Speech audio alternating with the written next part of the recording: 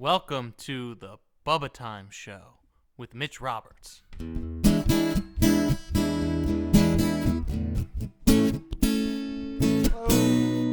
Hello, everybody. Hello, this is Mitch Roberts, your host for the BubbaTime Show. With me are my loyal co-hosts, Figgy and Spanky. Well, Figgy's here. I don't know where Spanky's or Spanky's here. I don't know where Figgy is. And, of course, our technical and musical director, Cousin Bobcat. Oh, yeah. No, Cousin Bobcat, I'll tell you, he's my nephew. He's 22. He's going to be 23. And, you know, it's nice sometimes. I was just thinking about this, to be able to sort of, you know, influence the young people. But I try to take a different approach when I try and do that. You know, most people, you know, fathers say, well, no, you just have to work hard. You have to work hard, just like I did, and work for everything you get. And, you know, they just sort of give you the hard sell from day one.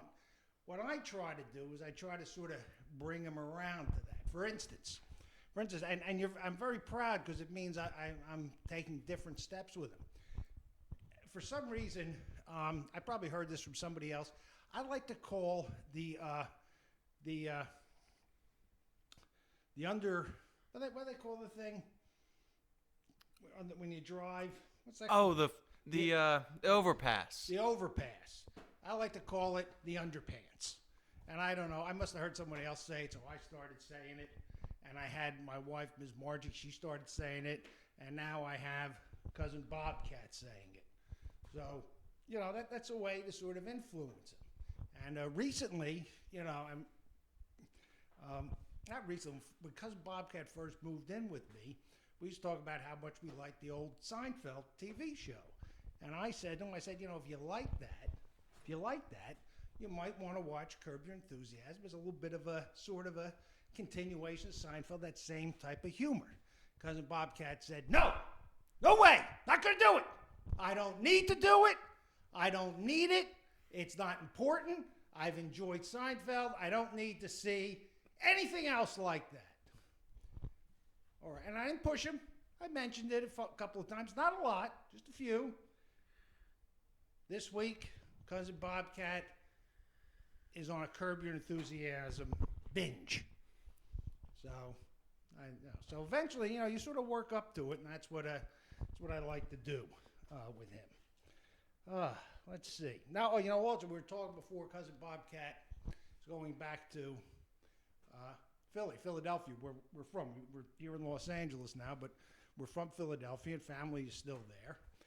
And he has to fly, and he and I were taller people, and so when we fly coast to coast 6 hours, you try to sort of, I don't mind taking a break, one stop in the middle, maybe for an hour or so, then get back on because they, you know, the airlines are, you know, terrible.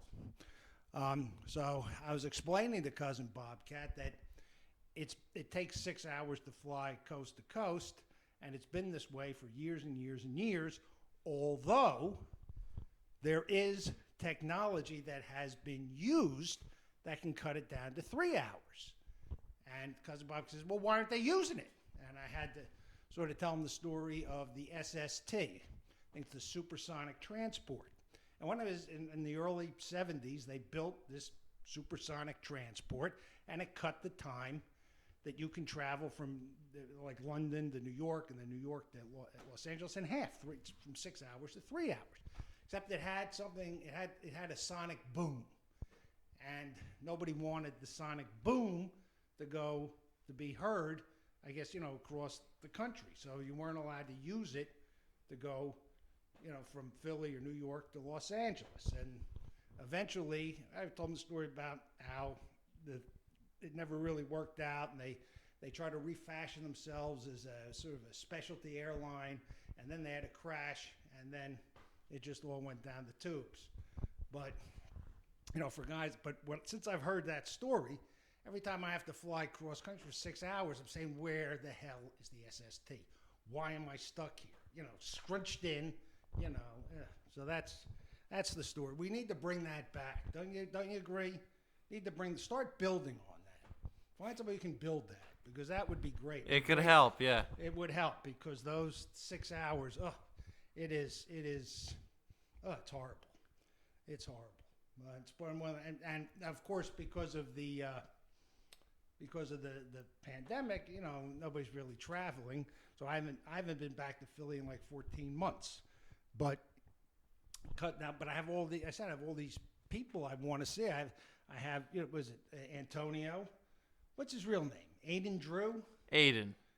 All right, I call him Antonio. So because Bobby has to visit all these people, he doesn't want to. But I said you have to, socially distance and just get closer. Maybe just go. I think they live in an apartment, so you have to stand outside, masked, social distance. Just wait. Hey, Antonio, how you doing? So if you could do that for me, it would be a nice little holiday present. And then there's the other kid, Kai Levi, Eric's my grandson, I guess. We're gonna have to do the same thing. Hey, Kai, just stand outside, masked, and just wave. It's the best, the best we're going to get.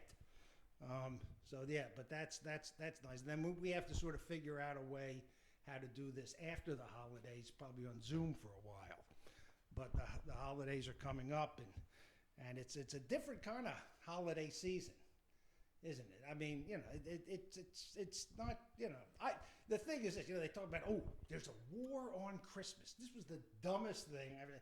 First of all, I'm not even Christian, and I don't even celebrate Christmas, but I celebrate it. I love Christmas. Not all the Christmas songs, but a lot of them. The Beach Boys song, Little Saint Nick, we've been singing that around Little the Saint house. Nick.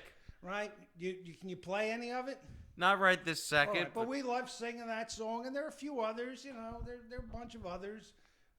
So we love that, and I love the Christmas cheer and stuff. And I miss being back east where it's a little cooler, not the snow, but the colder, the crisp air. That's okay. But I miss that. But I'm not even Christian. All right, and I celebrate Christmas. All right, so I don't know why there was ever a war on Christmas. That's just the thing to make money. And I'll tell you, as much as I dislike, I said we need to come up with something like that, something really ridiculous, but we can make a lot of money off of it. And we don't have to. You don't have to make a T-shirt. You don't have to do anything. All you have to do is just say they're going to do this to you. Give me money. I mean, that would be great. I mean, it's basically like selling drugs, but it's legal, and I'm not gonna say nobody gets hurt, but it's legal, and you don't have to produce anything. You just your mouth. Of course, you're going to look like an imbecile, but I guess that's the price you got to pay for ripping people off. That's all. Fig, would you like to say something? Figgy's right here. Let me pick him up. Looks like he went. Now, Figgy, by the way, is Catholic. His name is Figaro. He is part Catholic and he is part Buddhist, so he does celebrate all the holidays, Christmas, Easter, you name it. And he doesn't think, you don't think there was ever a war on Christmas, do you, Fig? Of course not. All right. Okay. Spanky, by the way, he's half Jewish and half atheist, so he celebrates. He loves the Christmas songs. So, yeah, you were humming. Grandma got run over by a reindeer last week, as I recall. So that was that. How we doing on time? We're at about 8 minutes and 50 seconds. Well, I think that's enough time. Anything you need me to add? Anything you'd like to add, Cousin Bobcat? Have a Merry Christmas. Have a Merry Christmas. Have a Happy Hanukkah.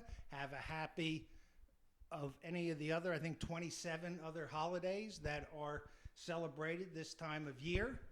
And we will see you next time. So from my co-host, Figgy and Spanky, and our technical and musical director, Cousin Bobcat, this is Mitch Roberts signing off for BubbaTime.